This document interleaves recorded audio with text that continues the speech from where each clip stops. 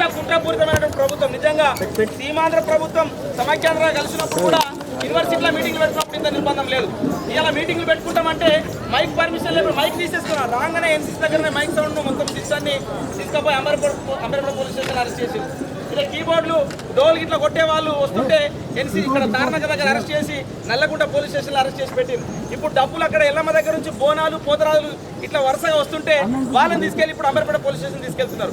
ఎంత దుర్మార్గమో మీరందరూ విద్యార్థులుగా ఆలోచించాలి. ఇలా తెలంగాణ గడ్డ మీదనే ఉన్నామా లేకుంటే వేరే ప్రభుత్వం కింద ఉన్న చెప్పు చేతుల్లో ఉన్నామా అర్థం కాని పరిస్థితి ఎదురైతా ఉంది. మిత్రులారా, మనం అందరం ఆలోచించాలి. ఇలా బహిరంగ సభ తెలంగాణ జనజాతర అని చెప్పేసి పెట్టుకున్నాం.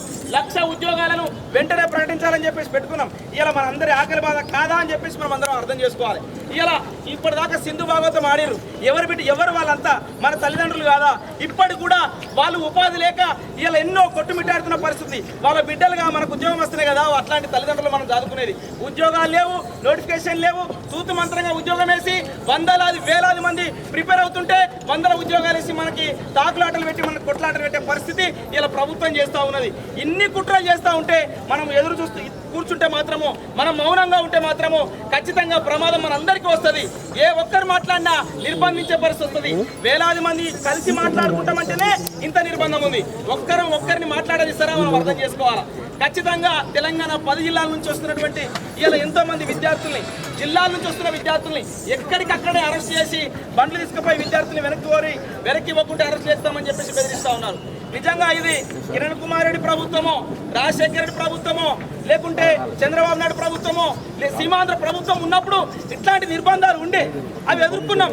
అవన్నింటినీ ఎదుర్కొని కొట్లాడినాం. కానీ ఇలా కేసీఆర్ ప్రభుత్వం వచ్చినాక కూడా కేసీఆర్ కూడా ఇన్ని కుట్రలు చేస్తాడని, కేసీఆర్ కూడా ఇట్లా నిర్బంధం చేస్తాడని, కేసీఆర్ కూడా మనల్ని అరెస్ట్ చేస్తాడని మనం ఊహించలేదు మిత్రులారా. ఊహించని పరిణామాలు జరుగుతున్నాయి. ఊహించని విధంగానే మనం ప్రభుత్వానికి వ్యతిరేకంగా కొట్లాడని చెప్పేసి నేను మీ విద్యార్థులందరి పక్షాన. సౌండ్ లేదు, మాట్లాడడానికి సౌండ్ కట్ చేసింది. సౌండ్ కట్ చేస్తే ఏం సౌండ్ అయిందా? మా సింధు భాగవతుల సౌండ్ ఇలా మనందరికి ఇవ్వట్లేదా? మా డబ్బులు, మా హార్మోనియంలు ఖచ్చితంగా మా కళారూపాలతో ప్రభుత్వానికి ఒక చెంపపెట్టలాగా చేస్తామని చెప్పి హెచ్చరిస్తున్నాం. ఖబర్దార్ కేసీఆర్,